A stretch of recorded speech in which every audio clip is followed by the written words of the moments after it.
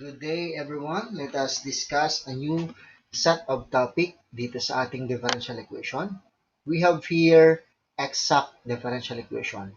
Nasa chapter 4 na tayo ng ating subject. So, what are the objectives of this chapter 4, yung ating exact differential equation?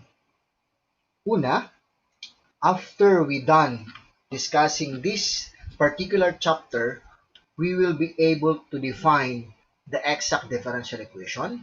The second one, we will be able to test whether a differential equation is an exact or not exact or non-exact differential equation. And lastly, we can solve the exact differential equation. So, let us directly proceed dun sa ating first objective to define ano ba yung exact differential equation. So, exact differential equation, a first order differential equation with this given differential equation is exact if and only if we can prove that the partial derivative of m, which is these terms, the terms associated with your dx, that is your m, with respect to y is equals to the partial derivative of n.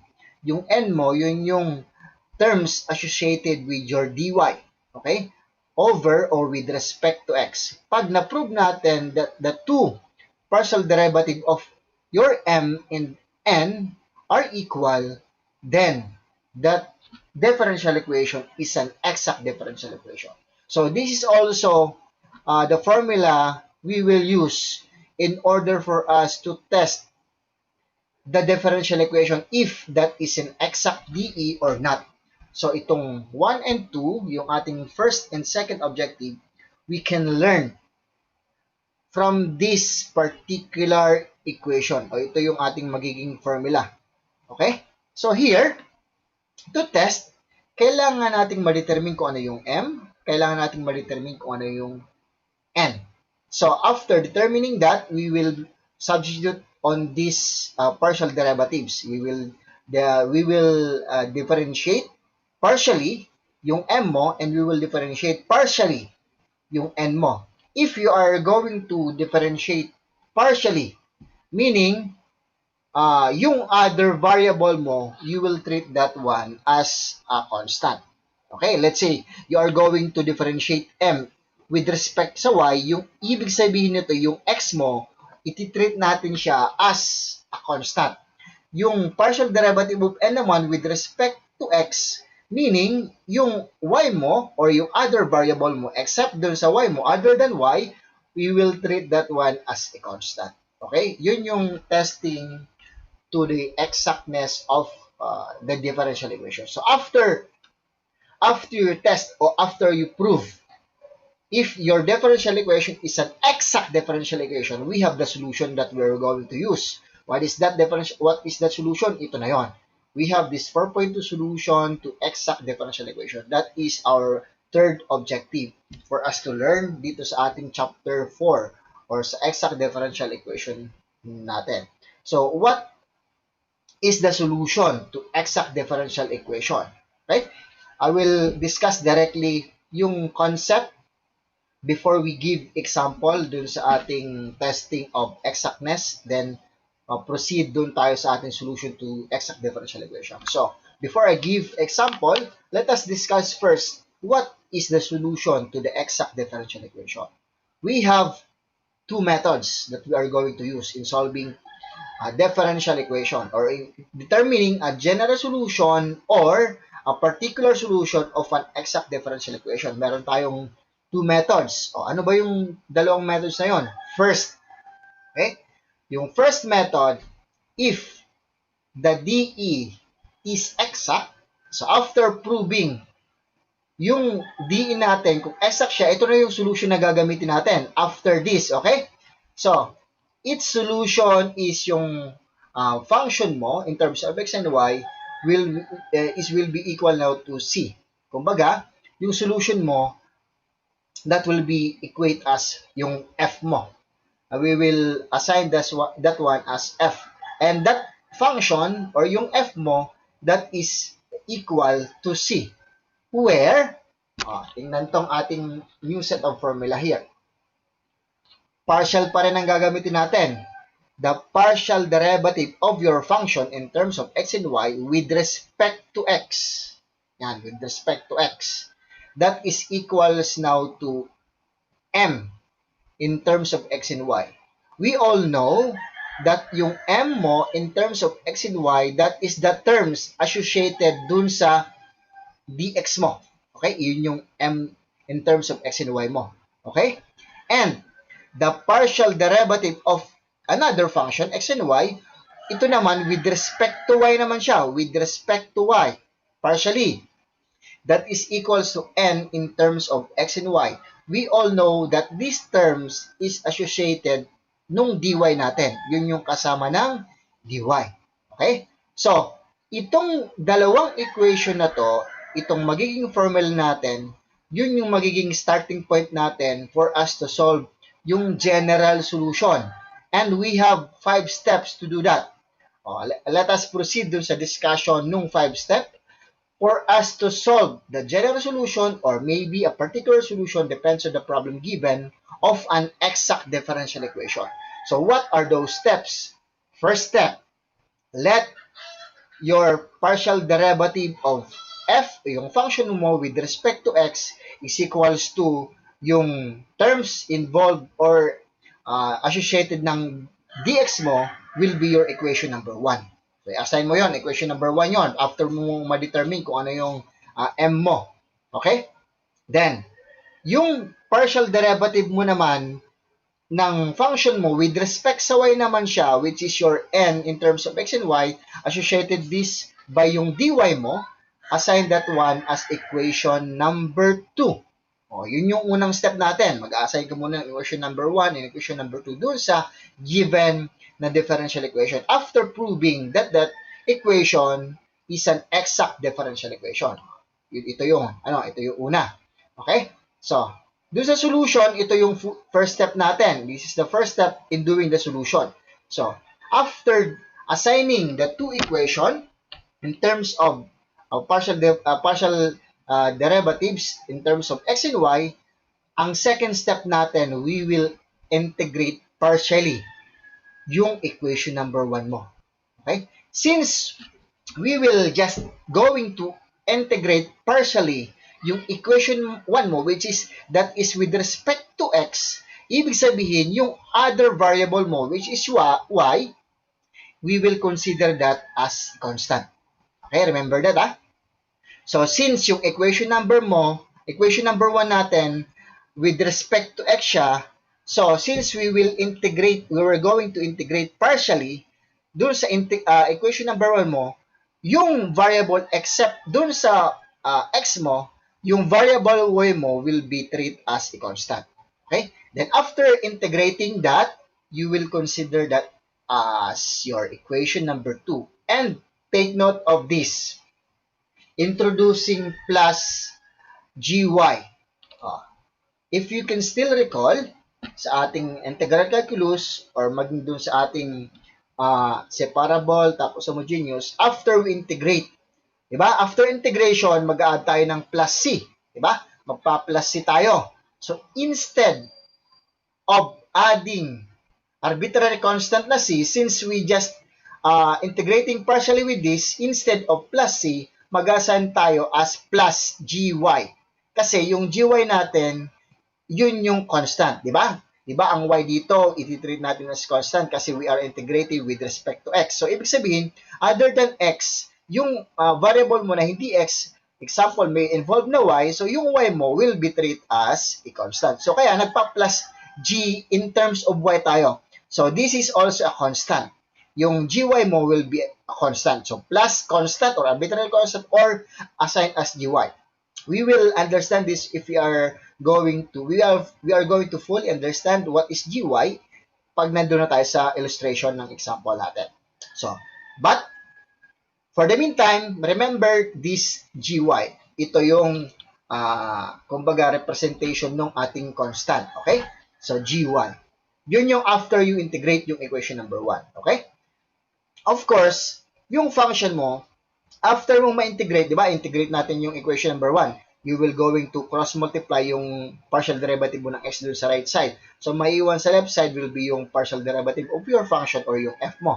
So, if you're going to integrate that, f na lang matitira. So, meron ka ng f is equals to yung terms mo plus yung arbitrary constant mo, we replace that one as gy instead of c. Tapos na tayo sa ating step number 2. After doing the step number 2, ano yung step number 3? O, same lang. Kung ano yung ginawa mo sa step number 2, gagawin mo rin dun sa step number 3, which is, you are going to use now yung equation number 2. Yung step number 2, equation number 1 yung ginamit natin. So, sa step number 3, equation number 2 naman ang gagamitin mo. Okay? Equation number 2. Ano naman yon? Since yung equation number 2 mo dito, with respect to x naman siya, ibig sabihin, since we are going to integrate partially yung equation number 2 in terms of or with respect to x, yung other variable mo, which is your x, di ba? X, we will treat that variable as a constant. Okay? So, dito naman, ang variable mo naman na x will be constant. Kasi, ang equation number 2 with respect to y naman siya. I mean, okay? Respect to y with respect to y, sorry. Okay? So, after that, you need to partially integrate. So, dito naman, since yung variable x natin, yun yung ating constant, so we will add gx naman siya. Okay? And we will treat that one as your equation number 4. Okay? So, meron tayong equation 1, 2, 3, and 4. So, doon na tayo sa step number 4. So, step number 4, since we already determine yung equation number 3, tapos equation number 4, we will proceed to use yung equation number 3 and number 4 dun sa step number 4 natin. Paano yon? We will equate yung equation number 3 and equation number 4 for us to determine the value of gx and gy. So, ibig sabihin, kahit tayo nag-introduce ng gy dito sa gx dito sa equation number 3 and number 4, dun sa step number 4, we still need to, or we will be able to find the value of that constant, yung gy mo sa gx mo. So, after determining gy in gx, which are constant in terms of x and in terms of y, yung step number 5 mo, is-substitute na natin yung nakuha mong gy or gx dun sa equation number 3 or number 4. Dun na natin mahanap yung general solution. So, if you are going to use yung equation sa equation number 5 sa step number 5 mo yung gy mo, ibig sabihin gagamitin mo siya sa equation number 3 kasi yung equation number 3 mo nandun yung gy.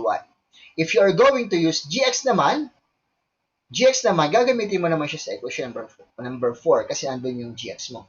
It's either you use yung gy or gx, makukuha mo yung general equation. Same answer ang makukuha natin dito sa step number 5. It's either you use gy to equation number 3 or gx to equation number 4. Then, replace yung f mo. Papalitan mo na yung f mo, yung function mo, yung solution mo. Di ba? Ito yung solution natin.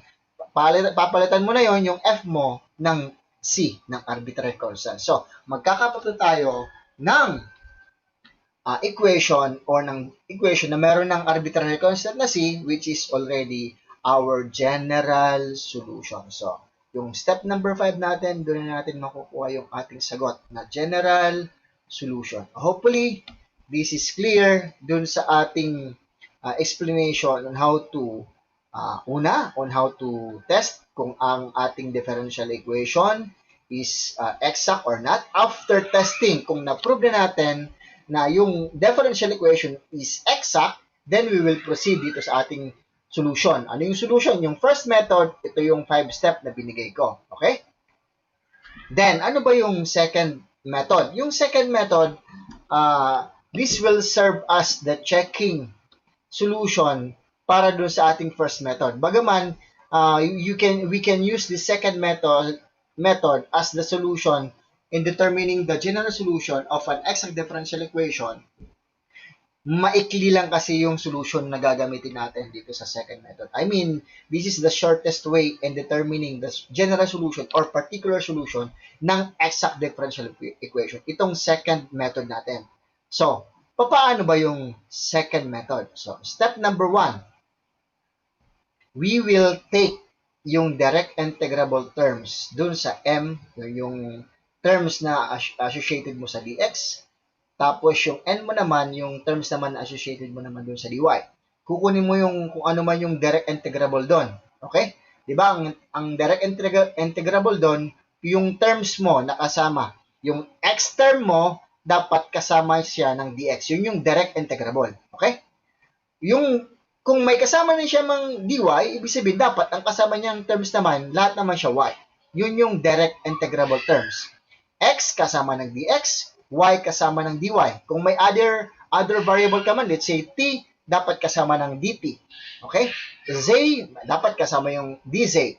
So, ganun ano. Yun yung tinatawag na direct integrable terms. Okay? Then, after that, you will use, gagamitin mo lahat yon. Ano? Gagamitin mo lahat yon na direct integrable. Okay? Okay? Meron pang isa, ano? Yung non-direct integrable terms. Ano naman yung non-direct integrable terms? Yun naman yung hollow na yung terms na involved. Halimbawa, may x and y, then kasama ng dy. Halimbawa, may x, y, dy ka. Ibig sabihin, involve yung dalawang terms.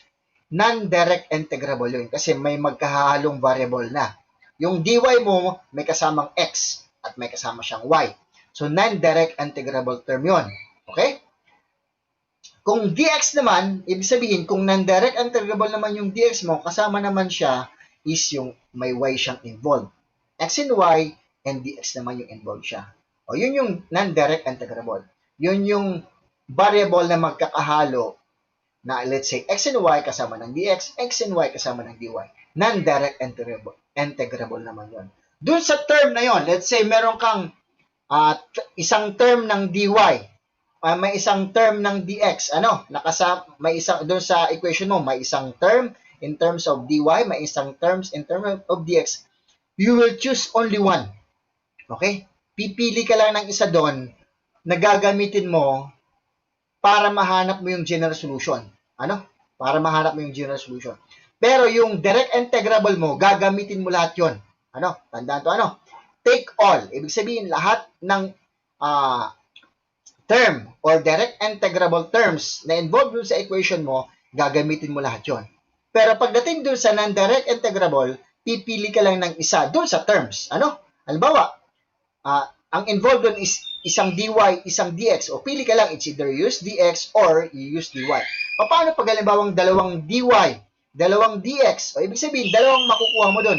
Isa sa dx, isa sa dy. O, huwag kayong makonfuse din, ano? I will repeat. Kung yung involved na equation is, ang equation mo, ang involved lang is isang dy tapos isang dx. Okay? Yung non-integrable, ibig sabihin, may isang xy dy, may isang xy dx na involved, non-direct integrable. So, pipili ka lang ng isa doon na gagamitin mo. It's either you use yung xy dx or yung xy dy. Okay, isa lang doon. Kasi yun yung terms na pinag-uusapan. Paano pag ang involved is dalawang xy dy, dalawang xy dx naman? Ibig sabihin, dalawang non-integrable terms ng dy, dalawang non-integrable terms naman ng dx. So, ibig sabihin, pipili ka lang ng tig-isa doon. Isa sa dx, isa sa dy. So, dalawang mapipili mo. Doon sa dalawang terms na magkaiba. Okay, hopefully that is clear.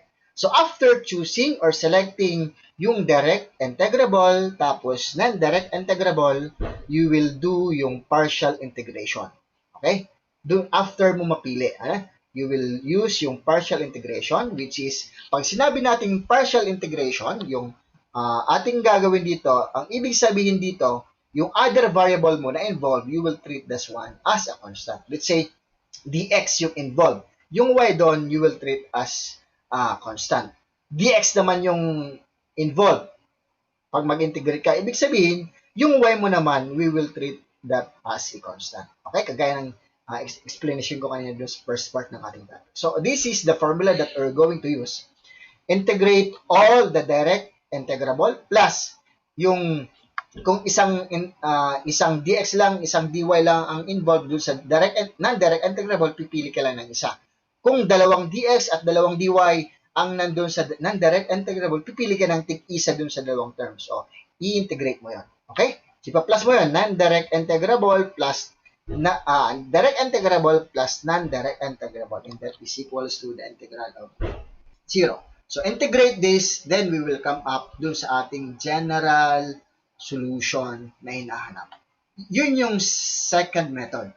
And dito sa second method, kumbaga, pang-check na lang natin to dun sa ating first method. Okay? Kasi mas maikli yung second method. Kumbaga, we will use this one as a checking method dun sa ating method number 1 o dun sa ating first method. Okay? So, hopefully, this is clear. Proceed tayo ngayon sa ating example.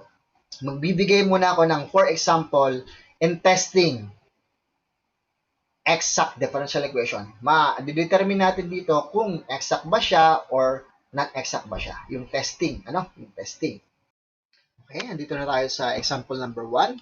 Doon sa testing muna ng ating differential equation kung exact ba siya or non-exact differential equation. So, example number 1, test the DE 3x squared plus y multiplied by dx plus x minus 3y multiplied by dy, and this is equal to 0. Test this one if it is exact or not exact or non-exact DE. So here, testing muna tayo. Mamaya na tayo mag-solve ng ating solution. So after testing, doon tayo saka tayo mag-proceed. So, how to test if this equation or this differential equation is exact or not? So, balikan natin yung ating formula. Yung formula natin dito, the formula that we're going to use is equals to the partial derivative of m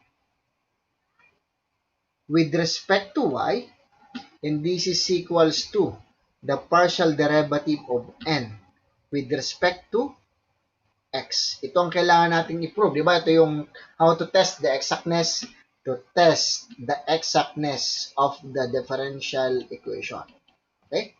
Testing ng exactness. So, ibig sabihin, we will determine first what is your m and what is your n. Then, we will proceed dun sa ating partial differentiation. So, here, dito sa example number 1, hanapin natin what is your m. So, your m here is, that is the term associated ng x. Diba? So, ano yung term na associated ng x? That is 3x squared plus y. Okay? Ano naman yung term na associated ng dy mo? Yun naman yung n mo, yung n terms mo. Your n naman is equals to x minus 3y. So, after determining what is your m and what is your n, then proceed dun sa partial differentiation. Ipalit mo na dun sa equation natin na to. Okay? So, the partial derivative of m, okay, over partial derivative in terms of y, or with respect sa y, okay, this is equals to the partial of m. Ipalit mo na. Your m here is equals to 3x squared plus y. And this is with respect to y. Okay? Then, do the partial differentiation. So, since we are doing only the partial differentiation, ibig sabihin, since this is respect to y, yung terms mo na hindi y, iti-treat natin that as a constant, kagaya ng explanation ko kanina. So, partial derivative in terms of with respect to y, I mean, yung x mo, yung 3, yung x mo, that is a constant. So, ano yung derivative ng constant mo? Derivative ng constant, yung 3x squared mo is equal to 0. Tama? Yun yung derivative niyan. So, anong derivative naman ng y mo? Ang derivative ng y mo, since with respect sa y naman siya, so 1. Derivative of y is equal to 1. So, therefore, the partial derivative of n with respect to y, that is equals to 1. Okay? So, solve na tayo sa partial derivative of n with respect to y. So, ano naman yung partial derivative of n with respect to x naman siya? So, the partial derivative of n with respect to x, that is equals to, so, ipalit mo naman yung value mo ng n. So, n is equals to x minus 3y. This is with respect to x. So, do the partial differentiation with respect to x. So, yung y mo dito, tapos yung 3, that is a constant. So, anong partial derivative ng x? 1 minus. Since this is constant, yung 3y mo, ang derivative niyan is 0. So, therefore, the partial derivative of n with respect to x is equals to 1. Diba? That is equals to 1. So, tingnan ang equation. So, 1 ito, this is 1, and this is also 1. So, therefore, these two equations are equal. So, equal siya. Ang conclusion natin dito, therefore, this differential equation is an exact. Yan. Exact DE siya. O, yan ang pag-test kung exact or non-exact nga yung isang differential equation. So, this is how we prove or how to test yung exactness ng isang differential equation. So, since 1 to and 1 to, therefore, equal silang dalawa, kaya exact differential equation siya. Paano pag hindi siya mag-equal? Let's say, nakuha mo 1 dito, tapos dito ibang value, let's say 2, or let's say a variable. So, ang conclusion mo doon, non-exact differential equation siya. Hindi mo pwedeng gamitin yung solution ulitin ko, hindi mo pwedeng gamitin yung solution ng exact differential equation kung ang makuha mo dito is hindi siya equal. Ibig sabihin, non-exact siya, you cannot use yung solution of an exact differential equation. Remember that. Okay? Let us proceed sa example number 2 dito sa testing. Ubusin ko muna yung testing para masanay muna tayo sa testing. Kasi after testing, saka tayo magpo-proceed sa ating solution. So here, determine first what is your M and what is your N. Yun ang unang gagawin nyo. What is your M and what is your N. So your M here is equals to 4. That is the terms associated with your dx. Okay? That is 4x plus y cubed.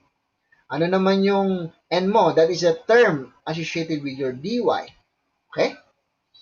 So that is equals to 3xy squared plus y. Then proceed dun sa ating partial integration. Ano yung formula natin dito? The partial derivative of m with respect to y is equals to, copy yung ating given. So that is 4x plus y cubed. Then this is with respect to y. Okay? We will differentiate this, partial differentiate in terms of y. Therefore, yung terms mo na hindi siya y, we will treat that one as a constant. So, anong derivative ng 4x? Since that is a constant, that is 0. Plus, what is the derivative of this? May exponent naman yung gagamit natin, power formula, dun sa ating derivative. So, meron tayong 3y squared siya. So, therefore, the partial derivative of n with respect to y is equals to 3y squared. Yan, meron tayong isa. So, how about yung partial derivative of n with respect to x naman siya? So, this is equals to the partial derivative of n, which is your 3x y squared plus y with respect to x. Okay? So, ang ibig sabihin naman natin dito, since we are differentiating with respect to x, other than x, ibig sabihin yung y mo dito will be treated as a constant. So, labas mo yung constant. Ang constant sa first term mo will be 3, tapos yung y squared. So, anong derivative ng x mo? Derivative ng x is equals to 1 plus. Since y is a constant, so ang derivative ng y is a constant is 0. So, therefore, your partial derivative of n with respect to x is equals to 3y squared. So, the two equation are equal. So, equal siya. Ang conclusion man natin dito, therefore, the differential equation is an exact differential equation. Nakadalawa na tayo. Okay? That is how you test if your differential equation is exact, DE or not. So, proceed tayo sa example number 3. So, how about this? Example number 3. Test the DE cosine of x plus sine of y, multiply this by dy, by dx I mean, plus y plus x cosine of y, and all multiplied this that one by dy, and all is equal to 0. Test if this is exact or not exact DE. So again, ang unang step mo, hanapin mo muna what is your m. Your m, yun yung terms associated ng dx. So that is cosine of x plus sine of y. And what is your n? Your n, that is a term associated ng dy. That is y plus x cosine of y. Then proceed dun sa ating partial differentiation. So partial, the derivative of m with respect to y is equals to the partial derivative of your term, which is your cosine of x plus sine of y.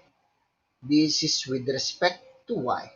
So other than y, you will treat this as a constant or consider that as a constant. So yung cosine of x mo, that is a constant, that is 0.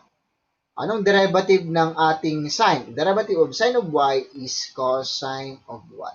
So therefore, our partial derivative of n with respect to y is simply equals to cosine of y. And how about the partial derivative of n with respect to x? This is equals to partial derivative of your terms y plus x cosine of y with respect to x naman siya. Okay? So, let us proceed dun sa ating partial differentiation. So, this is with respect to x. Yung hindi x, ititreat natin as a constant. So, this is equals to, yung y mo, hindi siya x. So, that is a constant, derivative niya is 0. So, yung y mo, cosine of y mo, so plus, constant siya, so i-factor out mo cosine of y. Then multiply by the derivative of x, that is equals to 1. So, therefore, again, our partial derivative of n with respect to x is equals to cosine of y. So, ang dalawang equation natin, that is equals to cosine of y. So, therefore, ang conclusion natin here is the differential equation is an exact D. Yan. Then after this, you proceed now dun sa solution of exact differential equation. Okay? So last example, in testing if the DE is an exact or not, ito ang ating last example number 4.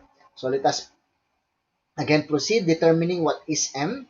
Your M here is yung terms associated ng dx mo. So that is e raised to x plus 2xy. Then yung n mo naman, that is the terms associated ng dy mo. That is e raised to y plus 2xy. Okay? Then proceed sa ating partial differentiation. So the partial derivative of m with respect to y, that is equals to the partial derivative of your term e raised to x plus 2xy, then with respect to y. Yan. So here, let us proceed now kung ano yung ating partial derivative ng term ng m. So this is now equals to, in terms of, with respect to y, so yung lahat ng x mo, magiging constant siya. So the derivative of e raised to x will be constant, so that is 0, plus 2x. Ilabas mo yung 2x mo, that is constant. Then multiply by the derivative of your y, which is equals to 1. So, the value of our partial derivative of m with respect to y is equals to 2x. Okay? Then proceed do sa ating partial derivative of n with respect to x naman siya. So, this is equals to. So, lahat naman ng hindi x, ititreat naman natin as a constant. So, copy first what is the value of our n terms, e raised to y plus 2xy. This is with respect to x. So, this is e raised to y. That is constant, so 0, plus. So, copy yung constant mo to y kasi with respect to x tayo. Anong derivative ng x? That is equals to 1.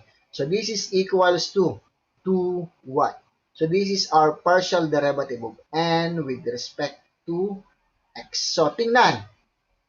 Equal ba yung dalawa? This is 2x and this is 2y. So, therefore, yung differential equation mo is not equal yung nakuha nating solution. So, therefore, this is, yung conclusion mo dito is non-exact. Non-exact di siya. Okay? This is a non-exact differential equation. Pag ang nakuha mo is not exact or not exact DE, you will not use yung solution ng exact differential equation. Okay? Hindi mo pwedeng gamitin dito yung solution ng exact differential equation. Ibig sabihin, you will not use yung method number 1 at method number 2 natin. Ibang solution, ibang solution ang gagamitin natin dito. If you determine or if you find that the DE is non-exact DE. Okay? So, let us now proceed doon sa solution na. So, gamitin natin yung example number 1 dito sa na-test na natin. Na-test na natin to. So, we already test yung equation na, yung example number 1. We already test that 3x squared plus y dx plus x minus 3y dy is already an exact DE. So, proceed na tayo sa solution. Since we already tested, we already proved that this differential equation is already an exact differential equation. So, proceed na tayo sa ating pinaka-main solution. So, ito, yung example ko kanina, testing pa lang yon, hindi pa yun yung ating tawag ito, solution. Hindi pa yun yung ating hinahanap talaga. So, ito yung ating pinaka-main course dito sa chapter 4. Okay? Obtain the general solution of the differential equation 3x squared plus y multiplied by dx plus x minus 3y dy. So, this is already proven that this is already an exact DE, yung kaninang example number 1 sa testing. So, proceed tayo sa method number 1 muna tayo. Method number 1. So, yung ating first method. Okay, I will write it down. Ano ang ating first method? Yung first method natin, meron tayong 5 steps. So, let us proceed din sa ating step number 1. Step 1. So, ano yung step number 1 natin? Yung step number 1 natin, gagamit tayo ng equation. Ang equation natin is equals to, ano yung equation natin? The partial derivative of m with respect to x naman siya. Okay? With respect, partial derivative of a function. Sorry for this. So, partial derivative of function, f ang gagamitin natin, function, that is equals to, yan, yung term mo, yung m, in terms of x and y, okay, yun yung term na associated ng dx mo, diba? Okay? Then, gagamitin natin to as equation number 1. Ito yung equation number 1 natin. Then, yung partial derivative of your function, with respect to y naman siya, that is equals to m. Okay? In terms of x and y, yun naman yung term na associated ng dy mo. This will be our equation number 2. Okay? So, let us determine what is m and what is n para magawa natin yung step number 1. So, what is your m? Your m here is equals to m. Isa-isa natin. What is your m? M, ito yung 3x squared plus y kasi yun yung associated ng dx mo. So, this is equals to 3x squared plus y. Yun yung m. Okay? And what is your n? Your n here, yun yung terms naman associated naman ng dy mo. That is equals to x minus 3y. That is your n. Then, proceed dun sa equation natin. Ipalit mo na yung n and m dun sa ating formula. So, the partial derivative of your f o yung function mo with respect to x, this is equals to 3x squared plus y. And yung partial derivative mo naman ng function mo with respect to y, this is equals to your n. Ano yung n mo? X minus 3y. And ito na yung ating equation number 1 This is our equation number 1, and this is our equation number 2. Done na tayo sa step number 1. Okay? Done na tayo. Mahaba lang tong ating first method, pero kaya naman natin kunin ito. Okay? So, tiyaga lang. So, step number 2 na tayo. Sa step number 2. Ano ba yung step number 2? O, isulat ko muna. Step number 2. Yan. Sa step number 2, we will use yung equation number 1. Integrate natin yan, di ba? So, integrate yung equation number 1 dun sa ating, basahin ko lang, para hindi tayo mawala. Step number 2 na tayo.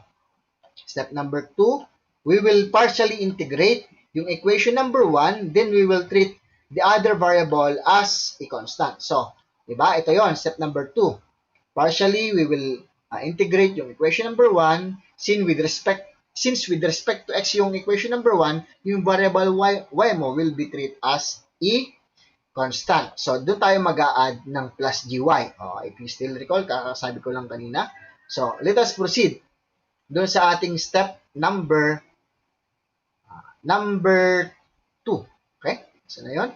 Dito na tayo sa step number 2. So, step number 2. Kopyahin ko muna yung equation number 1. Our equation number 1 is this. Partial derivative of your function with respect to x. This is equals to 3x squared plus 1. This is our equation number 1. Okay? Then, we will proceed dun sa ating integration. We will partially integrate this. Before you integrate, kailangan mo munang i-simplify. So, multiply this equation number 1 by the partial derivative of x, diba?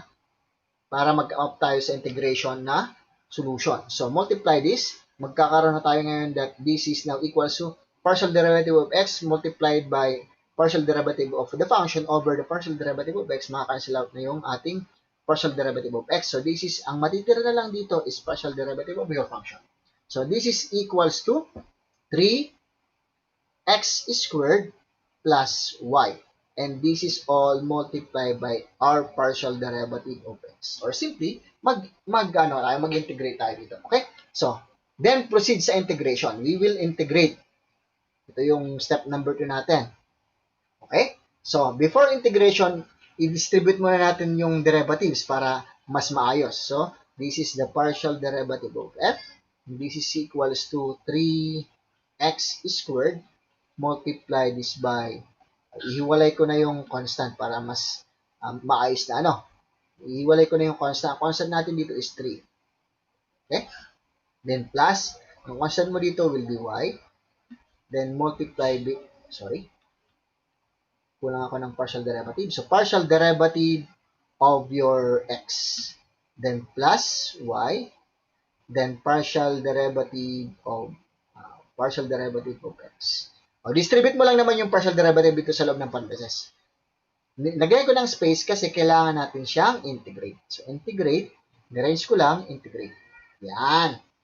Okay? So, this is just the arrangement from this equation. Dinistribute ko lang yung partial derivative dun sa loob ng ating parentheses. Then, proceed now dun sa ating integration. So, integrate. Anong integral nito? So, ibig sabihin, ang integral nito is only the function mo, yung f mo, di ba?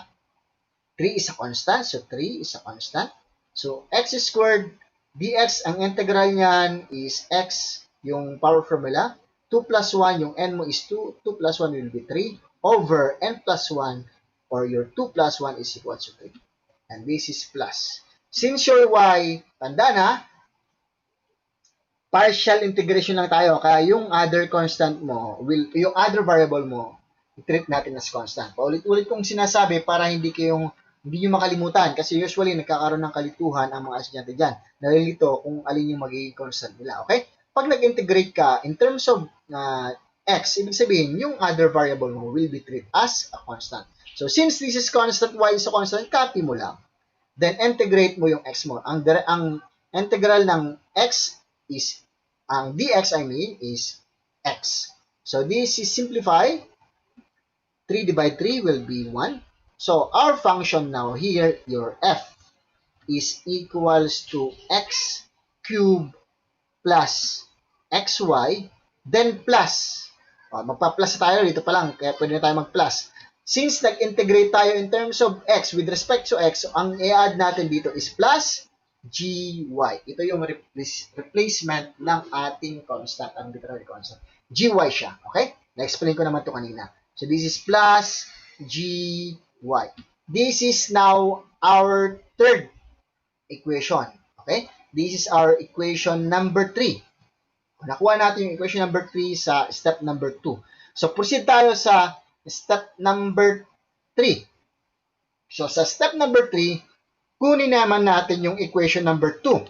Same solution ng step number 2.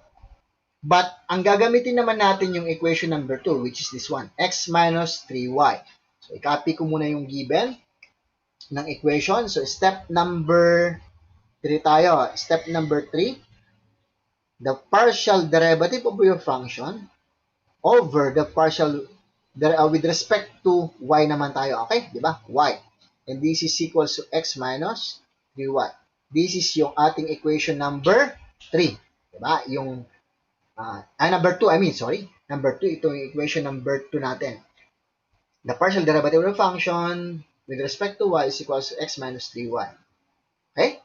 Then, proceed sa integration. Before integration pala, kailangan mo natin i-simplify yung equation. So, multiply this by, sulat ko muna pala to para hindi tayo malito. Ito yung ating, galing to sa equation number 2, okay? Ito kanina naman, galing to sa equation number 1 kanina. Yan. From equation number 1, nag-come up tayo ng equation number 3 after we integrate. Dito naman sa equation number 2, na step number 3, mag-come up naman tayo ng equation number 4. So, do the simplification first. Multiply both side by, dito ko gawin.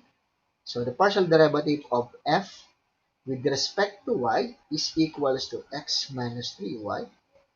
Multiply both side by the derivative of y or partial derivative of y for us to simplify.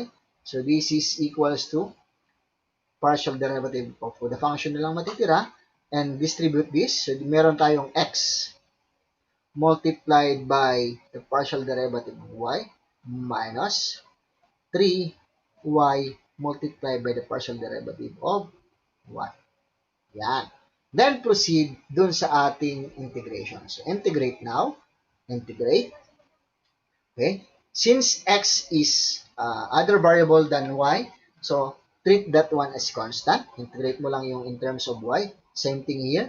Integrate lang natin yung ating in terms of y, with respect sa y kasi to. So, integrate, what is the integral of this? This is equals to f.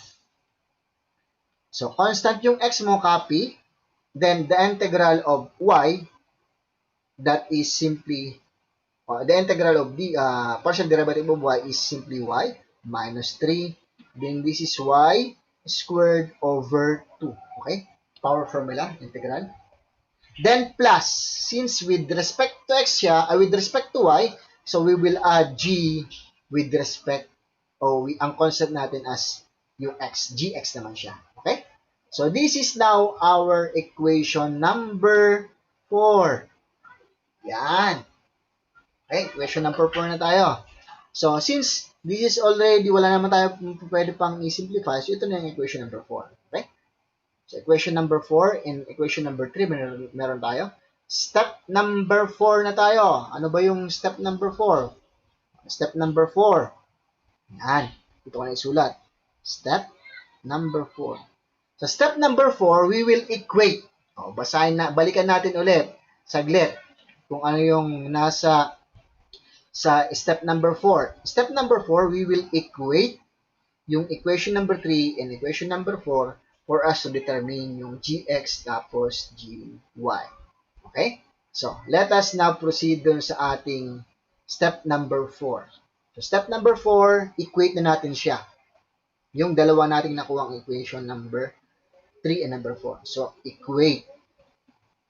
Yan. Equation number 3 and equation number 4. For us to determine the value of gy, yan, mahanap natin to. Then, we will also determine the value of your gx. Dito sa step number 4. So, equate natin. Since f is equals to f, di ba? F yung equation number, tingnan nyo, ano? F is equals to yung sa equation number 3 mo, f naman yung equation number 4 mo. So, equate mo lang siya. F is equals to F. Oh. Therefore, this is now equals to. Equate mo lang siya. So, equate. So, for equation number 3 is equals to equation number 4. Or simply, pwede mong maggawing ganitong illustration. F is equals to F. Ito yung F. F doon sa equation number 3 mo. Ito naman yung F doon sa equation number 4 mo. Pwede mong gawin yan. Or simply, just equate yung both equation na nakuha mo. So, copy ko muna yung nasa right side. Right side natin yung equation number 4. Okay? Equation number 4 mo, which is equals to x, y. Ito yon, equation number 4. xy minus 3 halves y squared. Okay? Then plus gx. Okay? Then, yung equation number 3 naman. Ano yung equation number 3? Equation number 3 natin is equals to x cubed plus xy plus gy. Ayan, i-copy mo lang natin ito. Ano? X cubed gy, xy, gy. Equation number 3. So, x cubed plus xy. Sorry. This is xy. This is xy and plus gy. Equate mo na siya. So, if you notice, meron tayong mga cancel out. Yung x and y mo, mga cancel out yung equation number, x and y mo. Sorry. So, here, dun sa rules ng equating ng dalawang equation, tingnan nyo yung matitirang given, ano. So, meron kang gy dito. Meron kang gy. Sa properties or sa rules ng equation, gx, since in terms of y, o gy, in terms of y, gy, dun sa right side mo, meron kang terms in terms of y. So, therefore, your gy is simply equals yung terms na involve yung y term din. So, this is y squared. Same thing yung gx mo. Gx. So, your gx now is equals to, kung ano yung nasa equal side, ano? Yung gy mo, yung equal side will be negative 3 halves in terms of y squared. Yung gx naman, yung nasa left side mo naman, since that is equating dun sa right side, so this is x cubed naman siya. O, yun yung value mo ng gx tapos gy mo. Yun yung step number 4 natin. So, meron na tayong value ng gx, meron na tayong value ng gy saka gx. So, dun sa step number 5, ipapalit mo na lang yung value ng gx or gy dun sa equation number 3 or number 4 for us to determine yung ating general solution. So, step number 5. Ito na yung last step natin. Meron ka ng gx in gy. So, ito, isulat ko lang dito. If you are going to use gy, ipapalit mo to dun sa equation number 3. Diba? Substitute mo yan dun sa equation number 3. If you are going to use naman yung ating gx, papalit mo naman siya dun sa equation number 4. Yun yung step number 5 natin. Okay? So, i-copy ko muna yung equation. Diba ito yung equation number 3? Ito naman yung equation number 4 mo. Tingnan natin kung kahit alin ang gamitin natin, same answer pa rin ang makukuha natin. So, equation number 3 muna tayo. Equation number 3 is equals to x cubed plus xy. Ito yun, di ba? xy plus gy. And this is equals to f. Di ba? Ito yung f natin. So, dito mo na ipapalit yung f is equals to, dito mo na rin igagamitin yon. So, dito mo na rin ipapalit yung f is equals to c. Okay? Yung function mo. Yung solution natin. So, let us proceed to determine the general solution. So, this is our equation number from equation number 3 to, di ba? So, ipalit mo na yung gy mo na nakuha dito sa step number 4. So, therefore, our answer now, x cubed plus xy plus gy. What is your gy?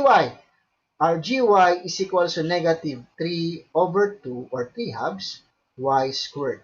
And this is equals to f. Ano yung f natin? F is equals to c. Simplify further. So this is x cubed plus xy minus 3 halves y squared.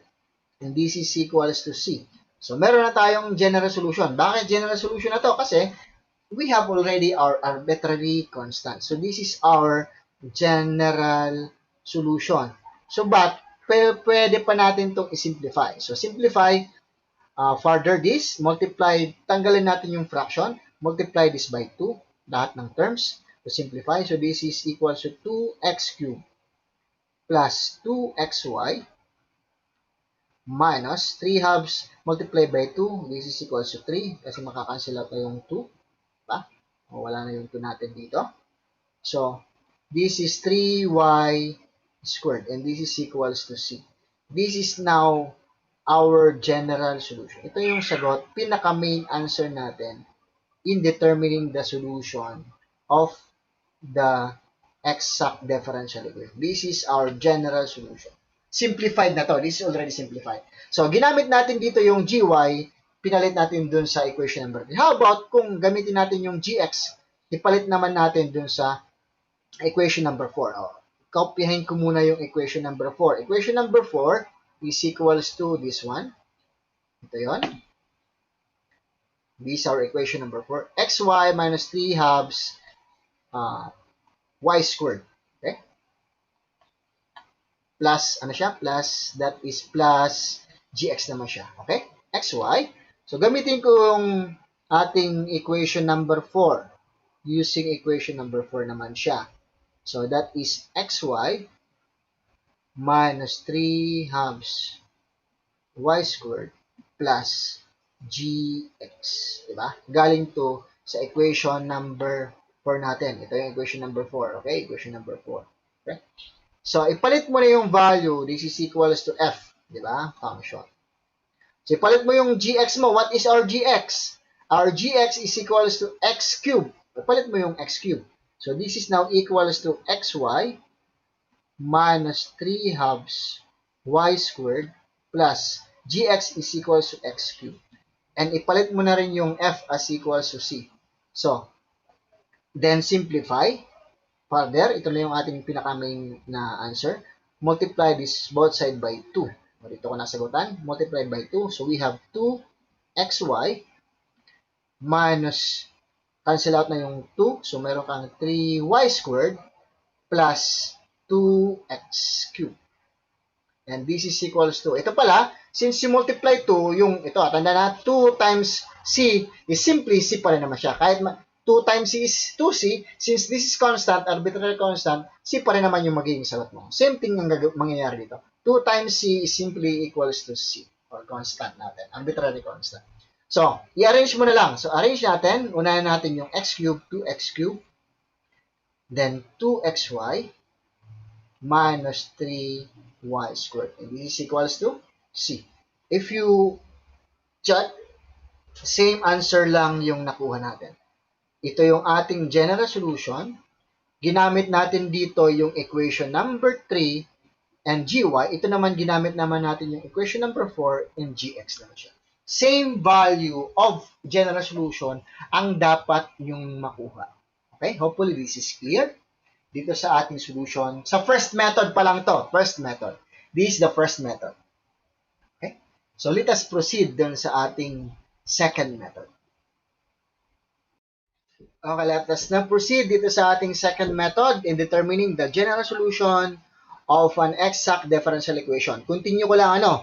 So this is our example number 1. We already have the answer from our first method, which is the 2x cubed plus 2xy minus 3y squared is equals to c. This is our general solution using yung ating first method.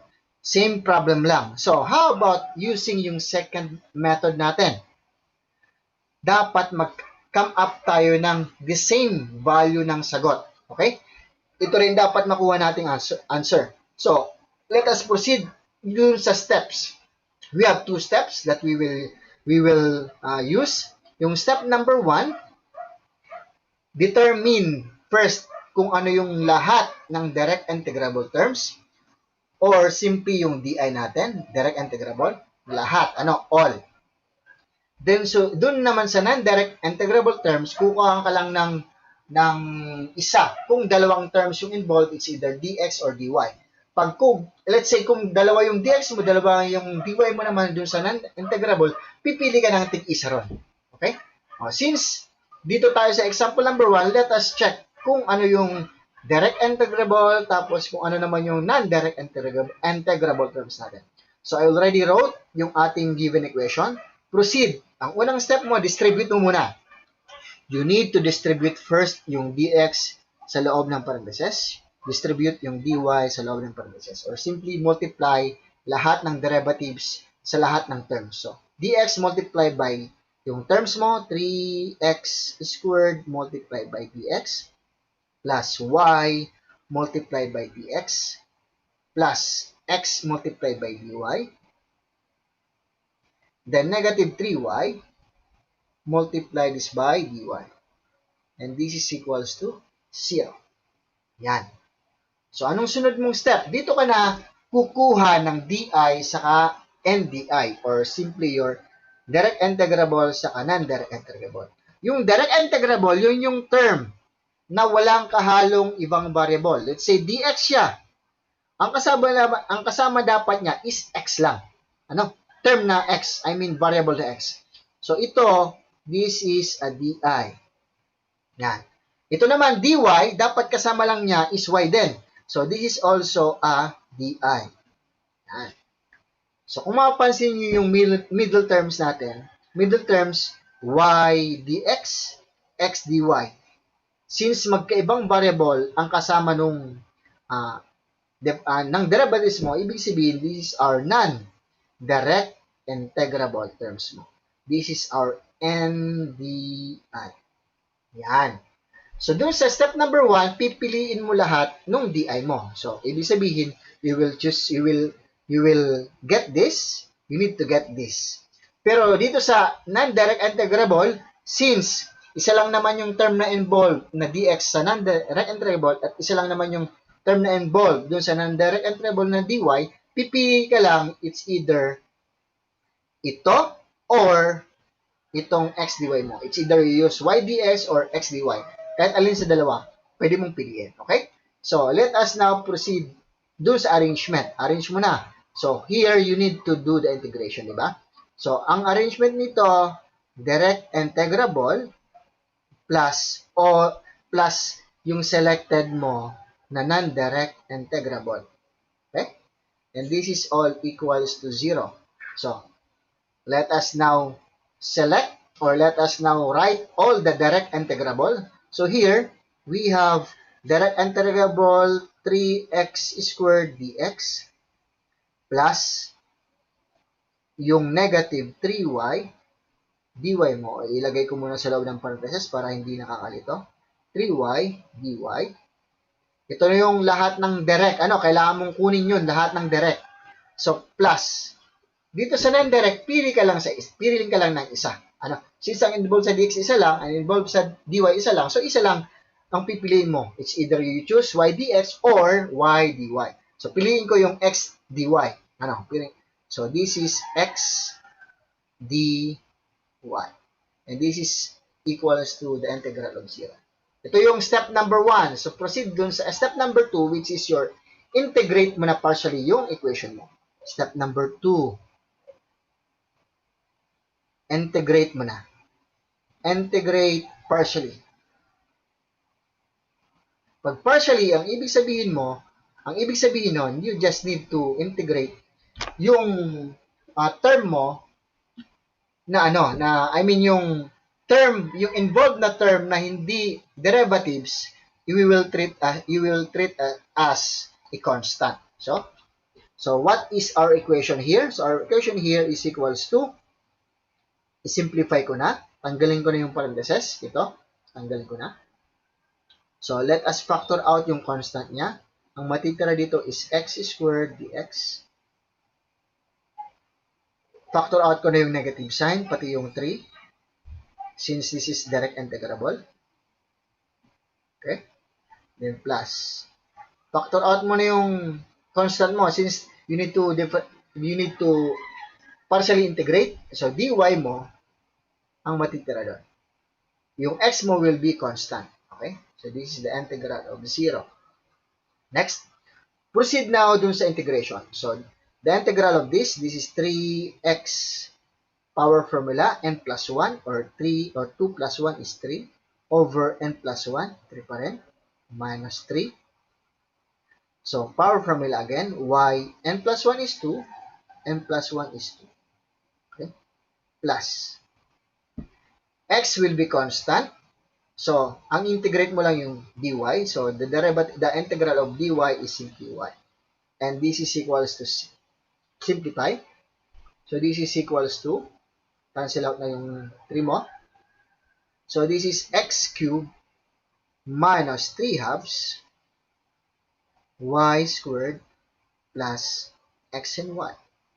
This is equals to c. We have already the general solution, okay? We have the GS. This is our general solution. But we can further simplify this. Multiply natin by 2, both sides. Tanggalin natin yung fraction in order for us to maximize yung ating simplification. So, this is 2x cubed minus 3. Tanggal na yung ating 2 dito. Diba? 2 divided by 2 is 1. So, 3y squared plus 2xy, and 2 times c is simply equals to c. Then, arrange mo na. Arrange na lang natin. So, 2, unahin natin lahat ng x. 2x cubed plus 2xy minus 3y squared. And this is equals to c. This is our general solution. Let us compare kung tama yung sagot na nakuha natin dun sa first method. Compare dito sa second method. So, 2x cubed plus 2xy minus 3y squared is equals to c. Tignan natin. 2x cubed plus 2xy minus 3y squared. So, same value ang nakuha nating sagot. So, therefore, using yung second method, we can also find the general solution of the exact differential equation. Okay? So, since mas maikli ito, I will require this one is only for checking. So, it's either ang problem required ko yung first method and checking yung second method. Hopefully, this is clear. Hopefully, maliwanag tong aking explanation on how the exact differential equation works. Okay? So, again, ang sagot natin sa general solution, yung first method natin is 2x cubed plus 2xy minus 3y squared is equals to 3. Yung second method naman is same, 2x cubed plus 2xy minus 3y squared is equals to c. Same value yung ating nakuhang sagot in terms of first method and second method ng ating solution to exact differential equation. Okay? Hopefully, this is clear. You can raise a question pagdating dun sa ating Google Meet. Thank you so much sa pagtsatsagang makinig. Mahaba lang ang solution. Okay? But, meron naman tayong step-by-step na masusundan natin para hindi tayo maligaw for us to get the correct answer for this exact differential equation.